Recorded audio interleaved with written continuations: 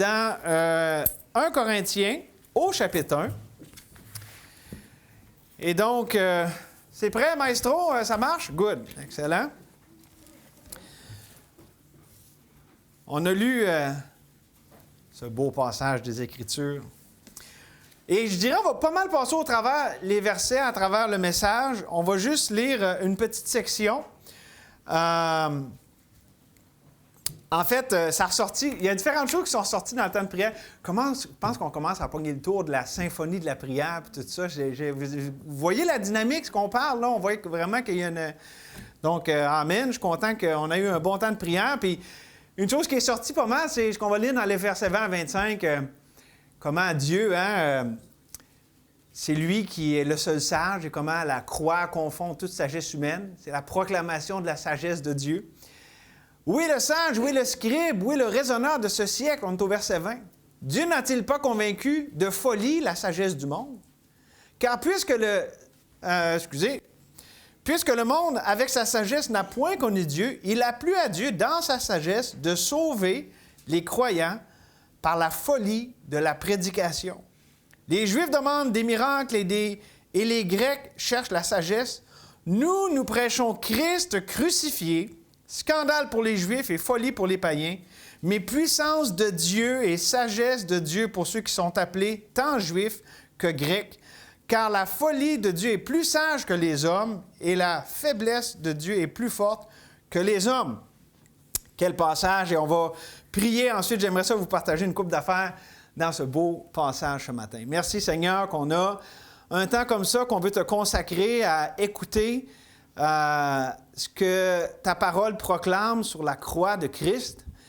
Et Seigneur, c'est elle qu'on veut mettre de l'avant. C'est ce qui est sorti dans notre temps de prière. C'est vraiment c'est la raison pour laquelle on est ici, qu'on est unis. C'est en toi. C'est parce que non seulement tu es mort pour moi, mais pour nous, mais en plus, chacun des enfants de Dieu ici, on est mort avec toi.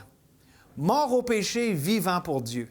Et donc, on veut vivre à la lumière de cette croix glorieuse et on te prie même que ceux qui ne te connaissent pas, soit ce matin ici ou en ligne ou plus tard qui vont écouter ce message, qu'ils puissent venir au pied de la croix et passer de la mort à la vie. On te le demande au nom de Jésus. Amen. Le titre du message, c'est « La confrontation de notre nouvelle autorité ». Le thème du mois de février, c'est notre nouvelle autorité. Et le concept même du salut en Jésus, de la délivrance que Jésus donne, ça implique une confrontation.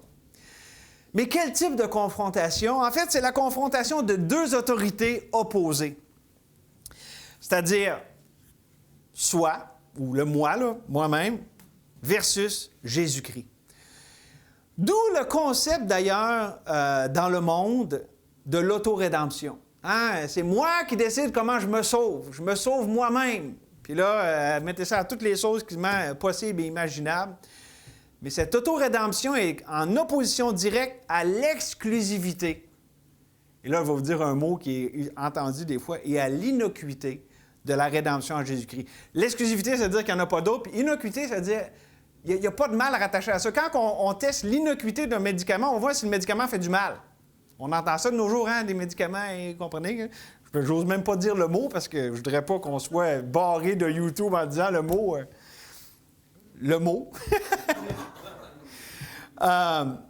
Puis, c'est ça. Donc,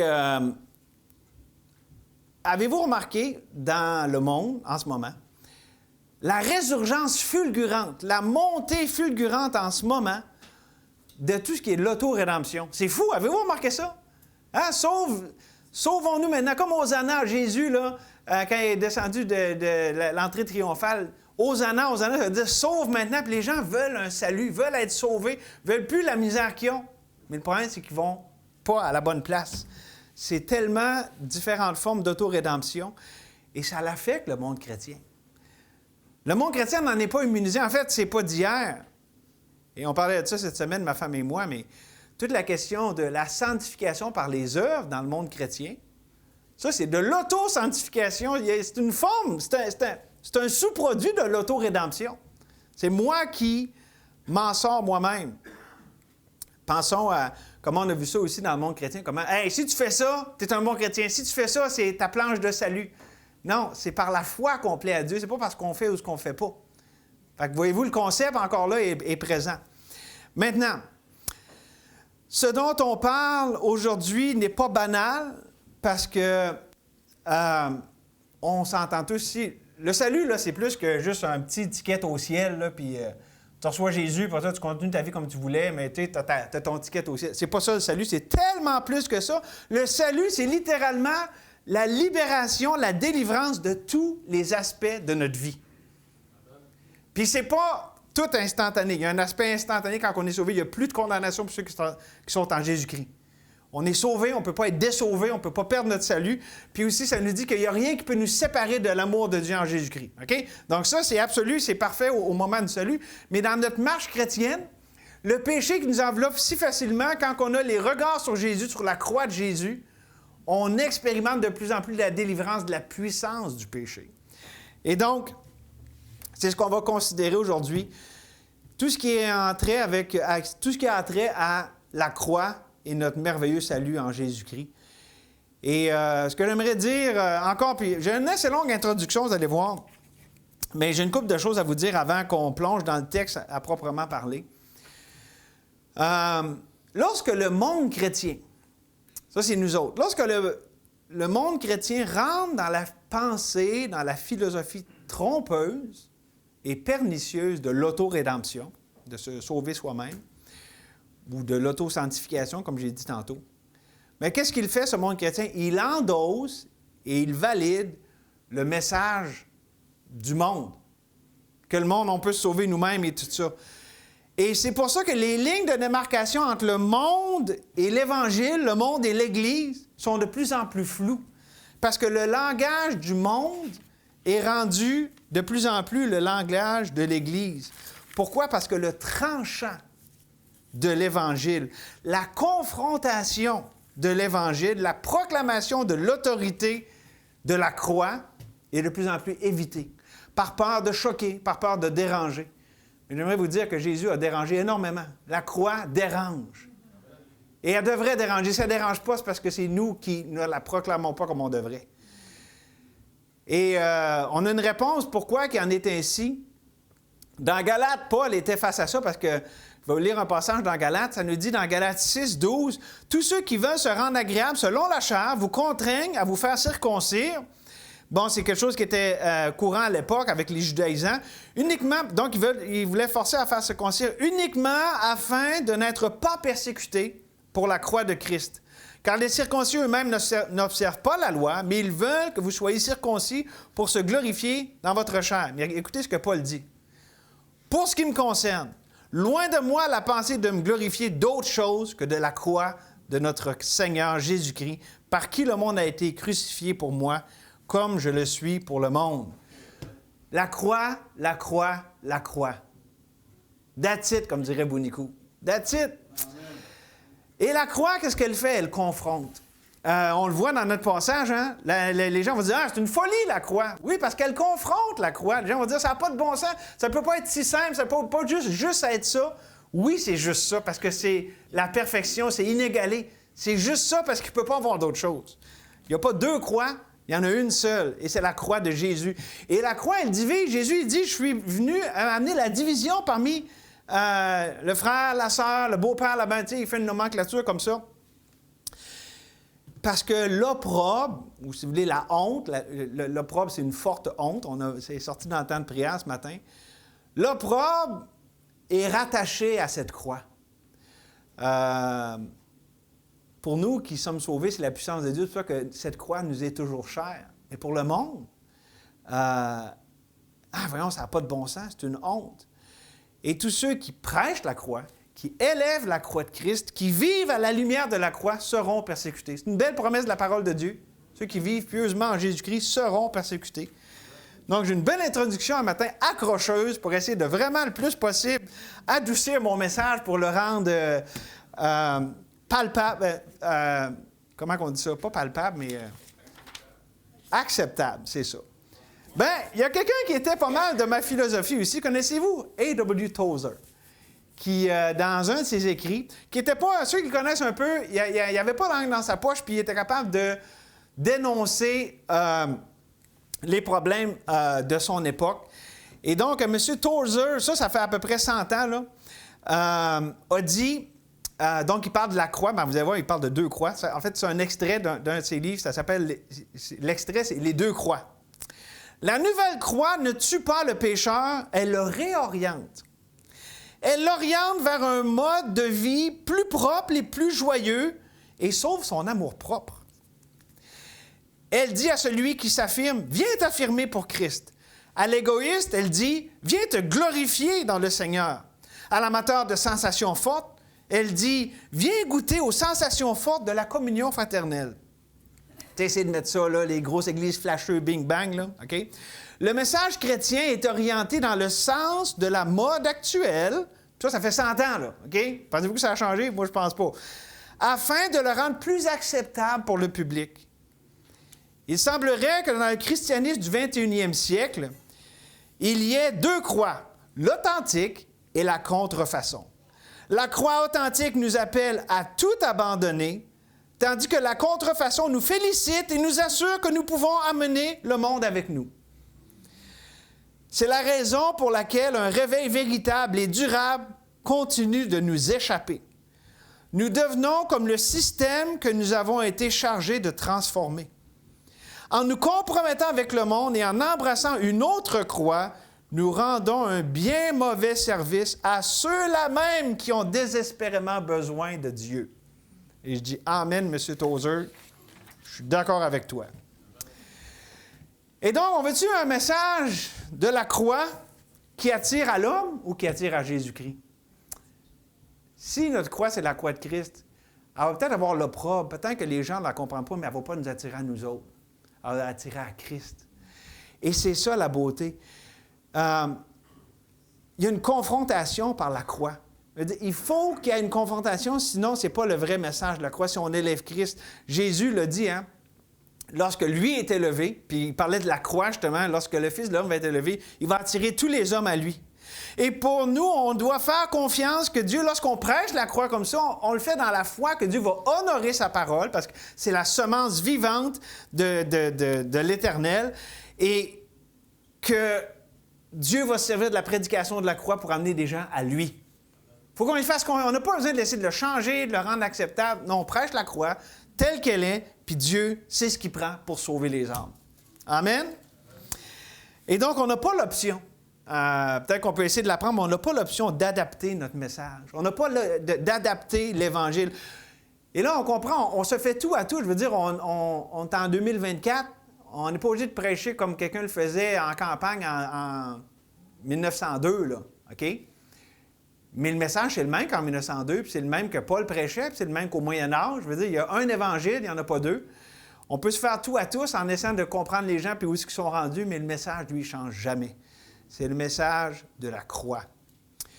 Et donc, ce qu'on va regarder simplement, c'est 3 confrontations salutaires qui sont comprises dans la confrontation de notre nouvelle autorité en Jésus-Christ. Quand on prêche la croix, on prêche que Dieu est roi, qu'il est roi des rois, Seigneur des seigneurs. Ça amène 3 confrontations. Et sont salutaires, c'est des bonnes confrontations. Il ne faut pas avoir peur parce que c'est là qu'est la délivrance. D'abord, il y a une confrontation avec nous-mêmes. Regardez le verset 9. Ça dit, « Dieu est fidèle, lui qui vous a appelé à la communion de son Fils Jésus-Christ, notre Seigneur. » La confrontation avec nous-mêmes, c'est vraiment la question, est-ce que j'ai moi-même ou Jésus-Christ au centre de ma vie?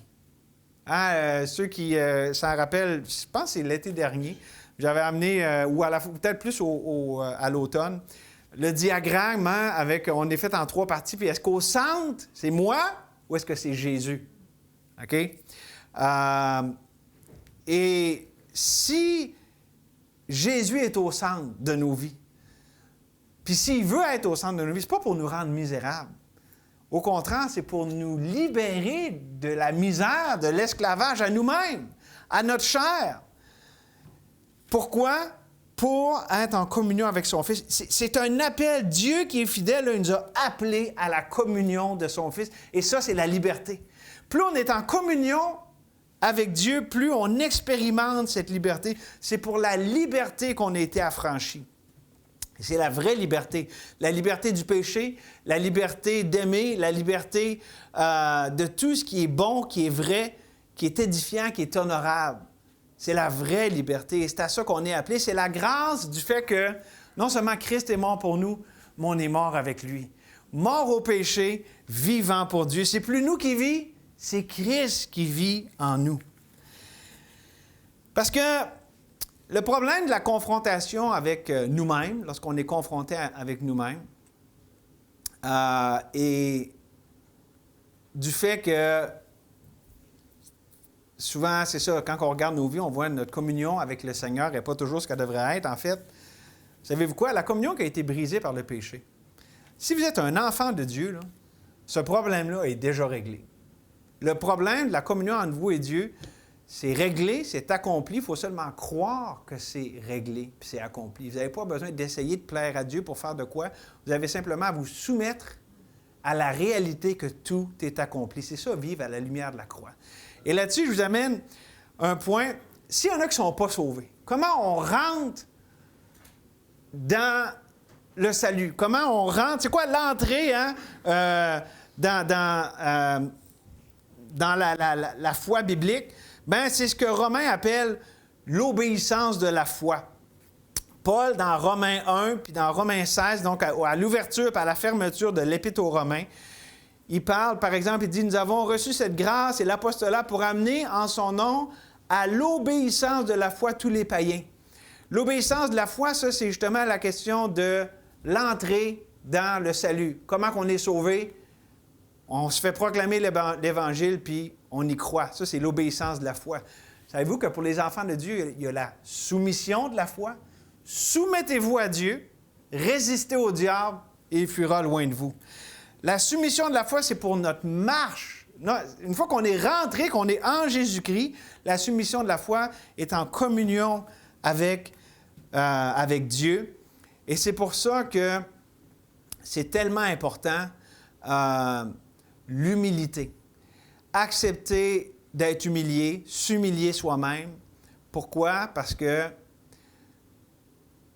c'est possible d'obéir sans nécessairement que notre cœur soit incliné. T'sais, on le fait, mais juste parce qu'il faut le faire. La soumission, c'est l'attitude du cœur qui se soumet à Dieu. OK? Donc, c'est vraiment plus... Parce que c'est ça. La marche avec Dieu, c'est dans l'humilité, c'est de vraiment, devant Dieu, d'incliner nos cœurs, de se soumettre à lui comme étant notre bon berger, comme étant celui qui est sage, celui qui est bon. Et on s'appuie sur lui et non sur notre propre sagesse, sur la sagesse de notre chair. Donc, la confrontation avec nous-mêmes, c'est vraiment toute cette restauration qui vient du fait que notre relation personnelle avec Dieu est restaurée. Elle est vivante, elle est bonne, on en jouit parce que lorsque face à nous-mêmes, avec la croix, on voit que Dieu nous a délivrés de nous-mêmes et qu'on peut maintenant vivre dans la communion de son Fils, comme ça dit au verset 9. Et là, on est tout seul sur une île déserte. OK? Avec le premier point, la confrontation à nous-mêmes. Je vous dis, là, le message, plus ça va, plus ça se complique. On n'est pas toujours avec nous-mêmes, n'est-ce pas? Déjà, je vous regarde, là, on est pas mal les uns avec les autres un matin. Ça veut dire que c'est plus compliqué. Le deuxième point, lorsqu'on rajoute l'autre, ben là, c'est un peu plus compliqué. Donc, il y a la confrontation avec nous-mêmes, mais aussi la confrontation avec les frères et sœurs. Ça, c'est nous autres. Ça, c'est l'Église. Et on voit ça, regardez, ça dit au verset 10, « Je vous exhorte, frères, par le nom de notre Seigneur Jésus, à tenir tous un même langage et ne point avoir de division parmi vous, et à être parfaitement unis dans un même esprit, dans un même sentiment. » Ça se peut-tu que c'est quelque chose qui peut arriver encore en 2024, que des frères et sœurs ne s'entendent pas toujours, qu'il y ait des divisions? Bon, peut-être pas à la même manière qu'on le voit ici, là, dans les versets qu'on a déjà lus, mais il y a une confrontation là-dedans, l'autre. Hein, on est des frères et sœurs, mais on n'est pas pareil. Puis des fois, on se pile sur le gros orteil, puis des fois, le pied au complet. C'est pas toujours facile. C'est là, tout, justement, la croix. La croix nous amène à accepter de souffrir pour le bien puis le péché des autres. Mais là, on va développer un peu l'idée de la confrontation avec nos frères et sœurs. Si le problème de la confrontation avec nous-mêmes, c'est mon autorité face à celle de Dieu, bien là, la confrontation entre les frères et sœurs, c'est mon autorité face à celle de l'autre. Moi, j'ai mon petit royaume où je suis le roi, puis je veux faire ce que je veux. Puis toi, tu as ton petit royaume, mais tu es le roi, la reine, puis tu veux faire ce que tu veux. Ça, c'est la chair qui répond à la chair en passant. Là. OK? Là, c'est pas caricatural, mais presque, là. Donc, oui, effectivement, ça dérape. Là, quand on parle là-dessus, pensez-vous que ça donne des belles petites relations fraternelles où est-ce que, tu sais, deux rois qui ne veulent pas s'incliner puis qui veulent avoir leur royaume qui fonctionne, ça ne marche pas. OK? Mais Dieu. Ah, mais Dieu. Mais Dieu qui est pour nous, puis qui est en nous quand on est son enfant, puis Dieu aussi qui a répandu dans nos cœurs son amour par l'Esprit qui habite en nous, a une réponse tellement simple. On peut dire, « Hey, c'est mon autorité. » Non, c'est la mienne. Ça, c'est la chair qui répond à la chair. Mais Dieu, il dit, « Non, moi, je suis l'autorité supérieure, bienveillante, délivrante, bienfaisante, l'autorité parfaite. » Dans le fond, c'est quoi la solution à cette confrontation entre frères et sœurs? C'est pas d'essayer de s'élever un puis l'autre, c'est les deux de se soumettre à celui qui est l'autorité suprême. Quand ça arrive, tout prend place comme ça devrait. Et Dieu nous appelle, nous invite à croire simplement comme... OK, ce point-là, il est simple. OK, pour nous, personnellement, avec Dieu, là, ça nous dit dans Jacques au chapitre 4, tantôt j'ai cité le verset 7, mais écoutez, chapitre 4, verset 6, ça nous dit que Dieu accorde au contraire une grâce plus excellente, OK? Parce que son esprit habite en nous avec jalousie, mais Dieu, lorsqu'il y a un combat dans nos membres, Dieu donne plus de grâce. Hein? On a un combat, mais Dieu donne une grâce qui est plus grande que ce qui nous tire vers le bon. OK? Dieu donne une grâce plus excellente. C'est pourquoi l'Écriture dit que Dieu résiste aux orgueilleux, mais il fait grâce aux humbles. Ça, c'est dans ma relation personnelle avec Dieu. OK? Si je veux avancer avec Dieu, c'est dans l'humilité. Parce que quand il y a de l'orgueil, Dieu me résiste. Fait que là, ça va pas bien. Là. Mais écoutez, quand on rentre l'autre là-dedans. Là, je viens de vous citer Jacques, chapitre 4, verset 6. Mais écoutez, 1 Pierre, chapitre 5, versets 5 et 6. De même, vous qui êtes jeunes, soyez soumis aux anciens. Et tous, tout le monde, dans vos rapports mutuels, revêtez-vous d'humilité. Car Dieu résiste aux orgueilleux, mais il fait grâce aux humbles. Même citation, contexte fraternel, relationnel. Humiliez-vous donc sous la puissante main de Dieu, afin qu'il vous élève au temps convenable. C'est pas plus compliqué que ça. Il n'y a rien à rajouter. Je veux dire, pour la confrontation entre les frères et sœurs, comme moi, personnellement, je peux avoir entre moi et Dieu, mais entre frères et sœurs, la solution, c'est l'humilité. Se revêtir d'humilité dans nos rapports les uns avec les autres. Quand on accepte que Dieu nous humilie comme ça, puis qu'on le vit dans nos relations mutuelles, c'est l'huile qui lubrifie les relations interpersonnelles dans une Église comme la nôtre. Et cette idée-là de se soumettre dans nos rapports mutuels les uns les autres et de se revêtir d'humilité, ça fait toute la différence par rapport à comment moi, ensuite, j'arrive devant Dieu pour me soumettre sous sa main puissante. Parce que Dieu, il fait le lien direct. Ah, tu dis que tu m'aimes puis que tu veux te soumettre à moi? Ben c'est moi qui t'ai envoyé le frère puis la sœur qui te dérange. Il faut que tu t'humilies avec cette personne-là parce que c'est moi qui a décidé que ça allait être demain. C'est la façon que moi j'ai décidé que je voulais t'humilier et que je voulais te faire grâce. Oh! C'est ça la confrontation. C'est pour ça que la solution, c'est tout simple.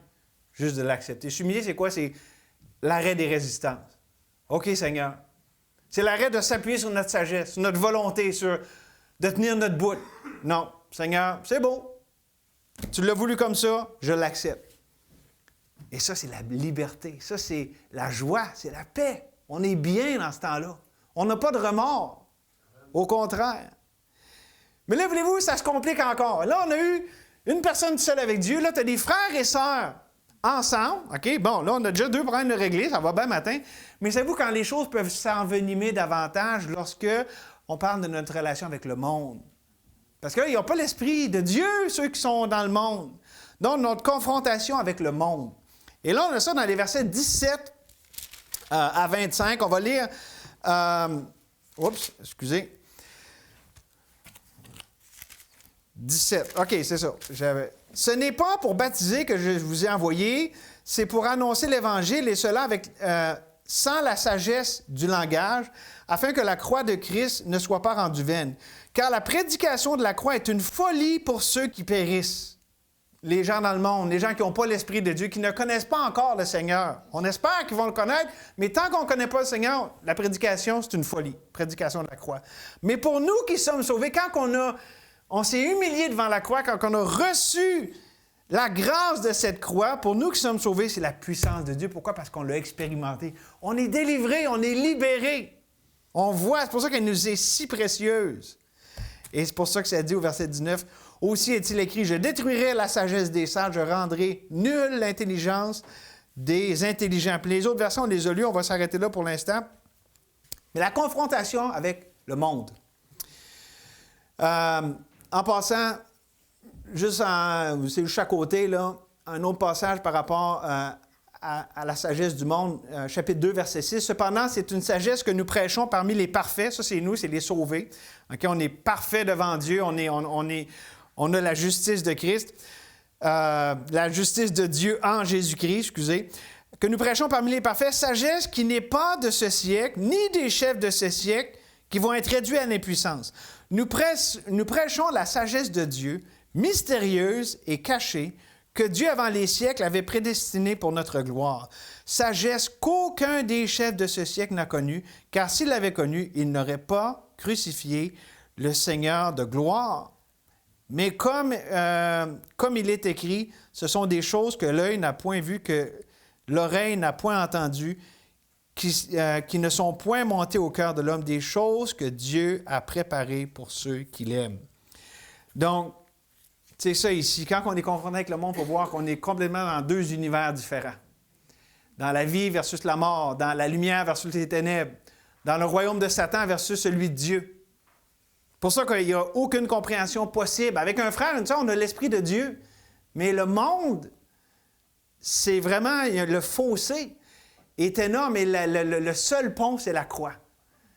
N'as-tu qui ont déjà vu ça? Il y a un traité comme ça, là, que tu vois comme un précipice de chaque bord.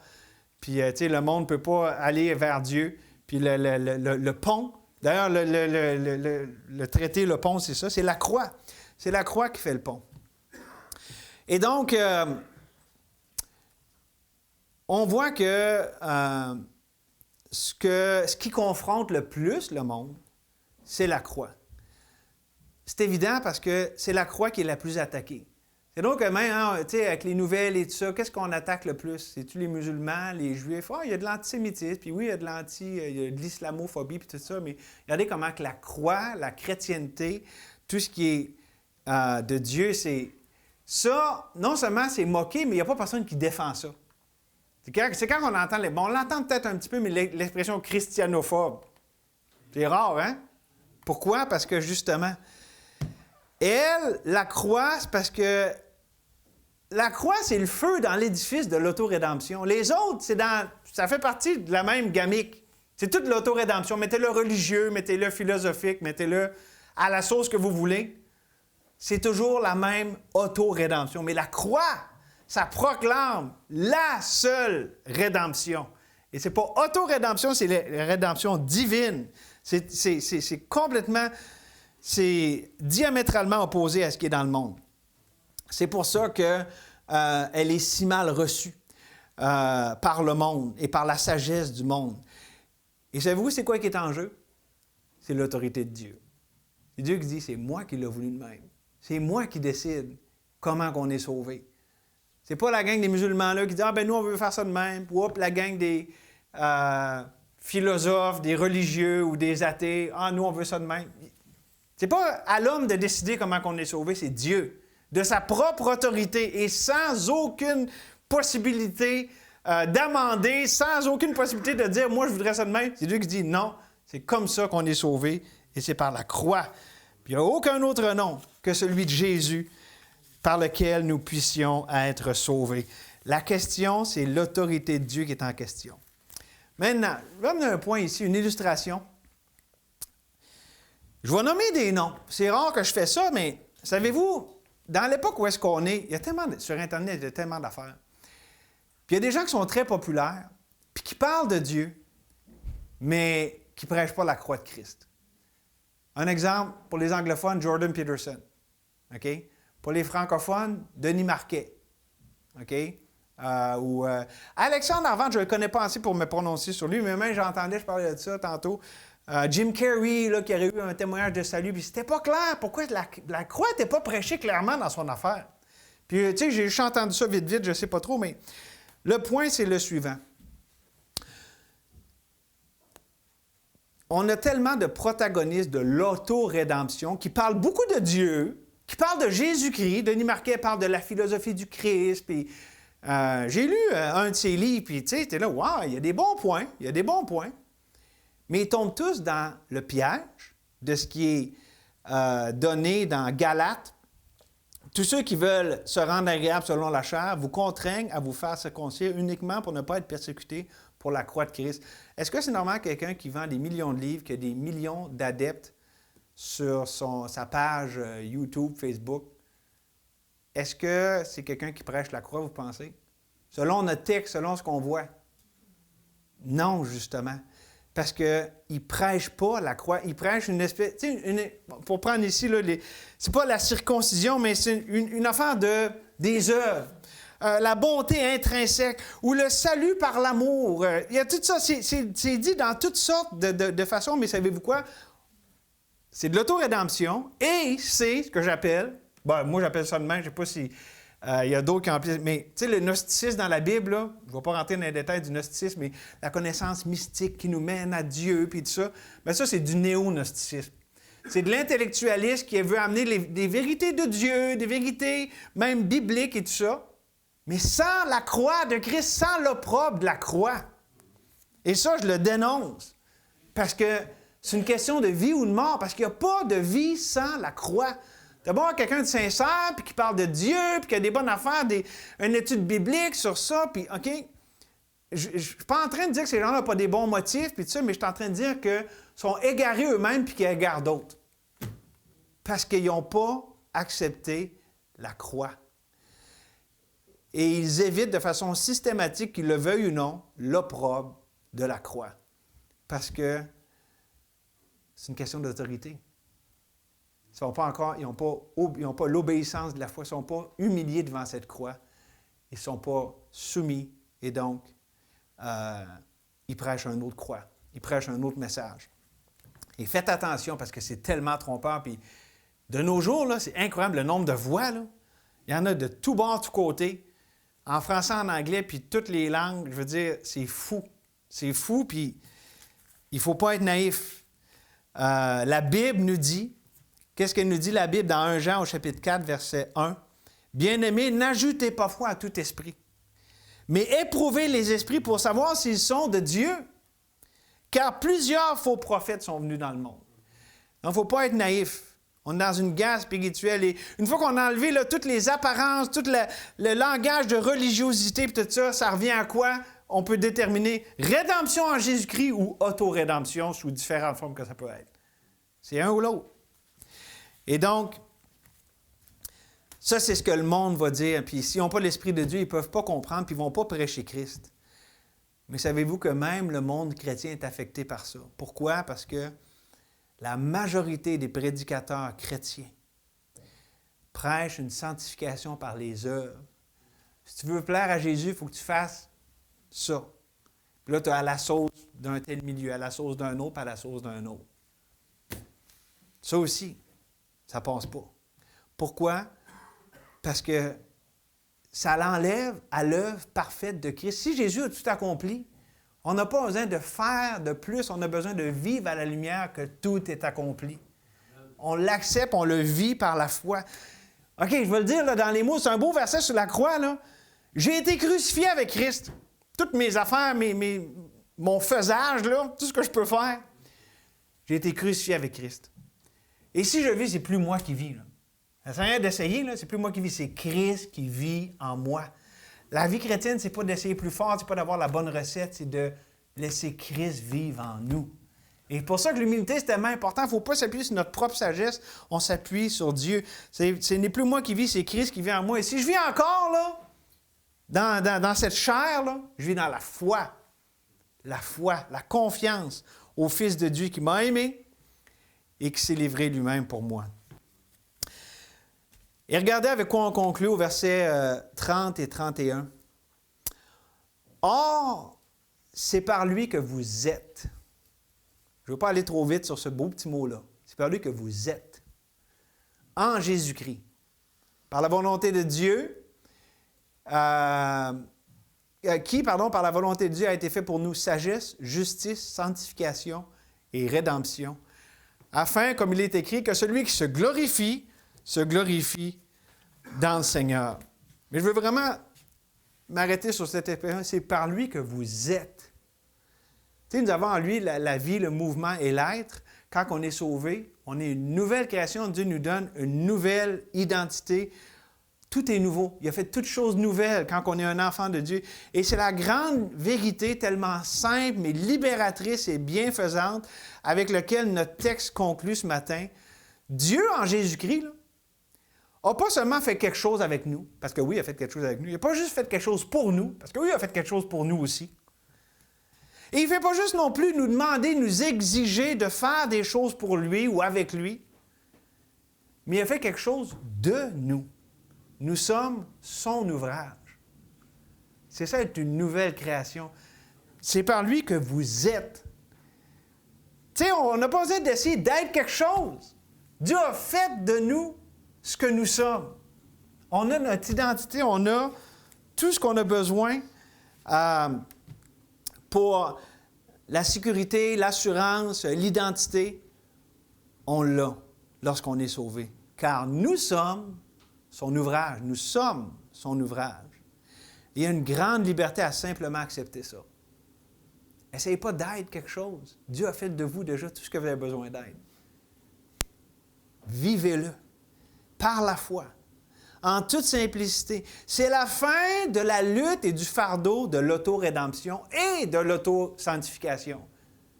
On n'a pas besoin de se casser la tête à essayer d'être quelqu'un. Dieu a fait de nous. La foi, maintenant, c'est Dieu. Maintenant, je veux vivre tout ce que tu as fait de moi. Je veux l'expérimenter. Et ça, c'est la foi. Ça, il faut, tu sais, c'est pas passif. Il faut vraiment s'en remettre à Dieu, dépendre de lui, choisir la vie, la dépendance. Puis comme je disais, ouais, c'est plate la dépendance parce que des fois, c'est humiliant. Puis des fois, c'est pas ce qu'on aurait voulu faire.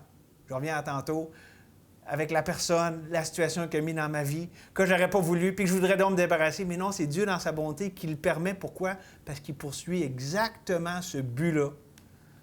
Il est en train de faire avec toi, il fait de toi ce que lui veut faire.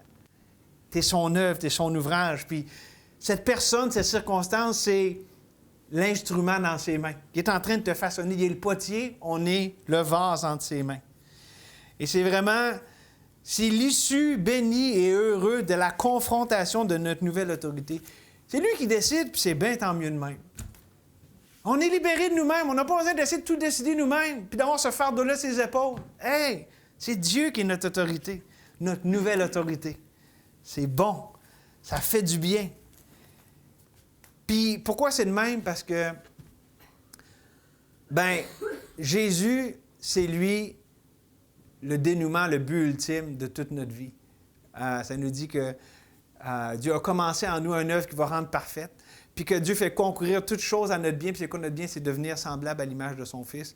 Et Dieu, en Jésus-Christ, est celui qui a l'autorité, le pouvoir de déterminer l'issue, la fin des choses dans notre vie. C'est lui qui est l'auteur, le commencement. Dieu est la source de notre salut du début à la fin. C'est pour ça que l'autorédemption, c'est quoi? C'est le château de cartes des efforts humains que tu souffles dessus puis ça tombe à terre. La rédemption, c'est éternel. Cette croix, elle reste debout. La croix reste debout. C'est la rédemption divine. Rien ne l'égale, rien ne peut la surpasser, rien ne peut la faire tomber. Et tous doivent simplement se soumettre par la foi à cette nouvelle autorité. Et qu'est-ce que la Bible nous dit? sur cette autorité. Ça nous dit, c'est pourquoi aussi Dieu, ça nous parle de Jésus, qui s'est abaissé, il s'est humilié, mais Dieu l'a souverainement élevé. Et lui a donné le nom qui est au-dessus de tout nom, afin qu'au nom de Jésus, tout genou fléchisse. Si vous ne le faites pas maintenant, vous allez le faire un jour. Vous êtes aussi bien de le faire maintenant. C'est ce qui est le plus merveilleux. Que tout genou fléchisse dans les cieux, sur la terre et sous la terre, et que toute langue confesse que Jésus est le Seigneur à la gloire de Dieu le Père. Si vous êtes un enfant de Dieu, ça dit Amen. Peut-être avec votre bouche, vous venez de le dire dans votre cœur, parce que c'est votre joie. Puis si vous n'êtes pas sauvé, c'est ça, être sauvé, c'est se soumettre, c'est plier le genou devant l'appel de la croix pour recevoir le Fils de Dieu qui est mort pour nous, qui est mort pour vous, qui est celui, le seul qui a conquéri, celui qui donne la vie, qui a la pleine et parfaite délivrance. Pour les pécheurs qui ne connaissent pas encore Dieu et pour les saints qui ont été délivrés et qui vivent de plus en plus cette délivrance bénie. Donc, j'appelle à simplement accepter, recevoir cette délivrance. Amen.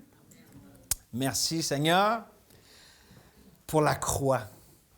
Ah, j'aime la croix. Puis ce texte est tellement précieux parce que ça l'ouvre, cet épître, avec l'essentiel. Ah, il y avait de l'humain, beaucoup, à Corinthe. Des divisions, moi je suis de Paul, moi je suis d'Apollos, moi je suis de Christ. Mais tout ça est anéanti par la croix. Il n'y a pas de sagesse, il n'y a pas de conseil devant l'Éternel. Et c'est la croix qui fait fermer toute bouche. Et merci pour cette croix merveilleuse et précieuse. Elle est pour le salut de quiconque croit. Et pour nous qui sommes sauvés, c'est le début, le milieu et la fin de notre liberté. Donc, Seigneur, on veut vivre à la lumière de cette croix. Et simplement, en toute simplicité, accepter qu'on a été crucifié avec Christ, que si maintenant on vit dans la foi au Fils de Dieu, qui nous a aimés, qui s'est livré lui-même pour nous. Seigneur, accomplis tes desseins bienveillants, que tu as commencé avec cette croix et que tu n'as pas fini, Seigneur. Tu n'as pas fini dans la vie de tes enfants et que ceux qui ne te connaissent pas viennent simplement au pied de la croix, brisés, nus, sans rien, mais en se confiant dans la rédemption que tu nous donnes par la croix. On te le demande au nom de Jésus. Amen.